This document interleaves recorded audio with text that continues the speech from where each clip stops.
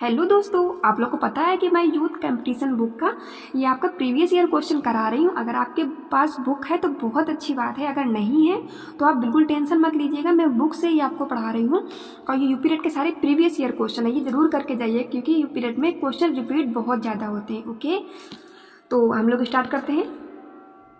और अगर आपको चाहिए ऐसा वीडियो इसमें मैं बताऊं कि मैंने कैसे टेट पहली बार में क्लियर किया है तो आप लोग कमेंट बॉक्स में लिखिएगा। मैं अपनी स्ट्रेटेजी बताऊंगी कि मैं एक हाउस वाइफ होकर मैंने किस तरीके से घर को मैनेज करते हुए मैंने बिना कोचिंग के अपना पहली बार में ही टेट क्लियर किया है। ओके, तो आप लोग बताइएगा तो मैं बताऊंगी आपको कौन कौन सी बुक पढ़ना है। पहली बात तो मैं खुद ही प्रैक्टिस सेट आपको सारे क्लियर करा दूंगी, सब कवर करा दूंगी। ओके, तो चैनल को सब्सक्राइब जरूर कर लीजिएगा। कल हम लोगों ने 2013 का किया था, आज हम लोग 2014 का करते हैं। उत्तर प्रदेश शिक्षक पात्रता परीक्षा फरवरी 2014, पर्यावरण अध्ययन, एनवायरमेंटल स्टडीज। पहला क्वेश्चन है, 1 मिनट। ऐसा तो नहीं है मैं बहुत जल्दी जल्दी बोलती हूँ, प्लीज कमेंट में जरूर लिखिएगा। वायु दाब नापने वाला यंत्र किस नाम से जाना जाता है? बैरोमीटर। वायु दाब मापने के लिए बैरोमीटर नामक यंत्र का प्रयोग किया जाता है। बैरोमीटर में वायु दाब मापने के लिए पारा नामक धातु का प्रयोग किया जाता है। बैरोमीटर में पारे का नीचे गिरना आंधी युक्त मौसम का संकेत होता है, जबकि थर्मामीटर जो होता है मानव शरीर का ताप मापता है। जो सीस्मोग्राफ होता है भूकंपीय तीव्रता, तथा हाइग्रोमीटर जो होता है वायुमंडल की आर्द्रता मापता है। तो देखो, इस पर 4 क्वेश्चन हो गए।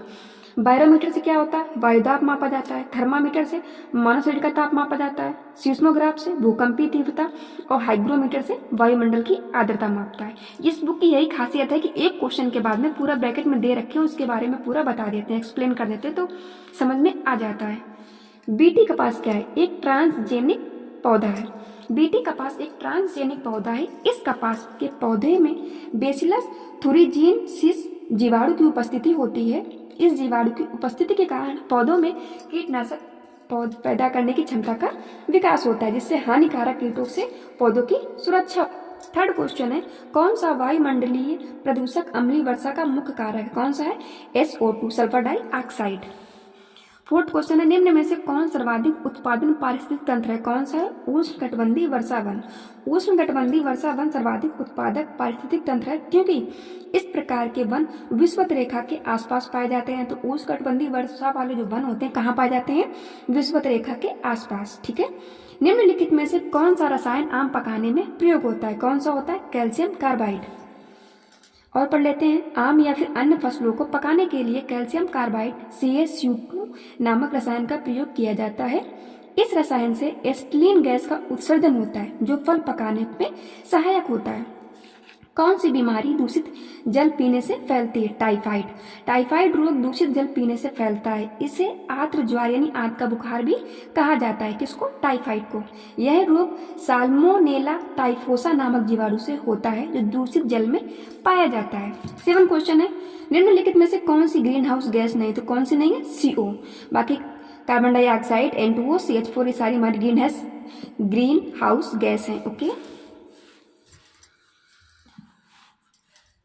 कार्बन मोनोऑक्साइड हमारी ग्रीन हाउस गैस नहीं होती है। इनमें से कौन सा द्विबीजपत्री पौधा है? तो कौन सा है? बांस, केला, गन्ना, सरसों। तो कौन सा है? सरसों। वे फसलें जिनके बीज 2 पत्ती वाले यानी 2 दल वाले होते हैं उन्हें द्विबीजपत्री पौधे कहा जाता है। ठीक है, जैसे सरसों, अरहर, मटर, चना आदि। पौधों में जल का अधिग्रहण किसके द्वारा होता है? जाइलम के द्वारा। ठीक है, पौधों में मिट्टी से जल का अवशोषण तथा संचरण जाइलम नामक ऊतक से होता है। कौन सा प्रथम साहित्य है? ऋग्वेद। भारत का प्राचीनतम एवं प्रथम ग्रंथ ऋग्वेद है। इस ग्रंथ में इंद्र को सर्वश्रेष्ठ देवता माना गया है। 4 वर्णी सिद्धांत सर्वप्रथम इसी के पुस्तक में 10वें मंडल में पुरुष सूक्त में मिलता है। ऋग्वेद में 1028 सूक्त व 10 मंडल है। वायुमंडल में 99% भाग पर किन 2 गैसों का विस्तार है? किनका किनका है? ऑक्सीजन एवं नाइट्रोजन का। क्यों? क्योंकि ऑक्सीजन 21% होती है, नाइट्रोजन 78% होती है, दोनों को जोड़ोगे तो 99% हो जाएगा। पर्यावरणीय अध्ययन में शैक्षणिक भ्रमण का क्या मूल उद्देश्य? देखो, पहले 2013 में हम लोग ने पढ़ा था, वही क्वेश्चन देखो फिर रिपीट हो गया। पर्यावरणीय अध्ययन में शैक्षणिक भ्रमण का क्या मूल उद्देश्य है? छात्रों के लिए प्रत्यक्ष अनुभव। ठीक है, बच्चे जब मतलब घूमने जाते हैं तो वो डायरेक्ट देखते हैं तो उन्हें ज़्यादा से ज़्यादा सीखने को मिलता है। कार्यकीय रूप से शुष्क मिट्टी की क्या विशेषता है? मिट्टी में लवण सांद्रता अधिक होगी। सतत एवं व्यापक मूल्यांकन क्यों आवश्यक है? निरंतर मूल्यांकन होते रहने से शिक्षार्थियों में परीक्षा का अनावश्यक भय नहीं होता। चरने वाले पशु वनस्पति को कैसे बदलते हैं? चुनकर चरना।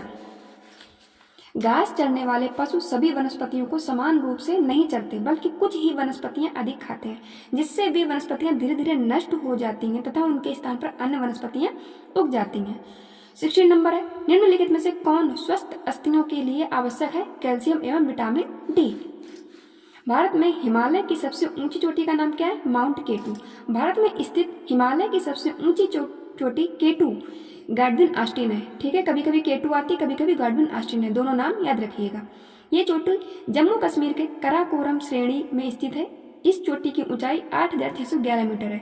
विश्व की सबसे ऊंची पर्वत चोटी कौन सी? एवरेस्ट है, जो हिमालय की ही चोटी है, नेपाल में स्थित है।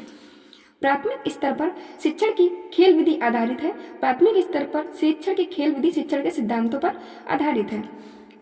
वायुमंडल की सबसे निचली परत का क्या नाम है? क्षोभ मंडल। ये तो आप लोग जानते हो, तो जरूर ये सारे मंडल जरूर याद रखिएगा, एक क्वेश्चन जरूर आ जाता है। इसके इंग्लिश में भी नाम याद रखिएगा, स्ट्रेटोस्फीयर, ट्रोपोस्फीयर। इंग्लिश में भी कभी कभी क्षोभ मंडल ना लिख के, मतलब इसके हिंदी में नाम ना लिख के इंग्लिश में दे देते हैं, तो इंग्लिश का भी वर्ड याद रखिएगा।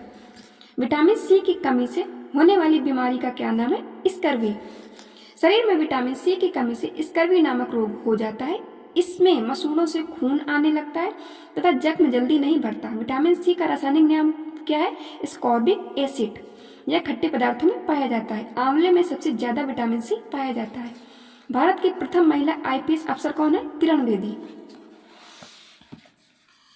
असोम का प्रसिद्ध एक सींग वाला गैंडे वाला वन्य जीव अभयारण्य कौन सा है? काजीरंगा। आप लोग ने अगर पिछला वीडियो देखा EVS का तो देखेंगे ये क्वेश्चन फिर रिपीट हुआ है। तो मैंने कहा ना, क्वेश्चन रिपीट होते हैं, तो आप लोग इसे इग्नोर मत कीजिएगा। हर वीडियो को मतलब टेट के एग्जाम आने तक 3-4 बार देख लीजिएगा, सब याद हो जाएंगे, तो आपका पहली बार में ही निकल जाएगा। अब जरूरी भी है निकलना, क्योंकि आप लोग जानते हो सुपर टेट का एग्जाम आने वाला है, तो यूपी टेट आपके लिए बहुत ही इंपॉर्टेंट है, और आप निकाल लोगे, मुझे पूरा यकीन है। बस थोड़ी सी मेहनत की आवश्यकता है, ठीक है, वो लोग आप लोग कर लोगे। निम्नलिखित में से कौन सा आग्नेय चट्टान का उदाहरण है? बेसाल्ट। आग्नेय चट्टानों का निर्माण ज्वालामुखी से निकलने वाले लावा के जमा होने से होता है। इन चट्टानों में खनिज पदार्थों की अधिकता होती है।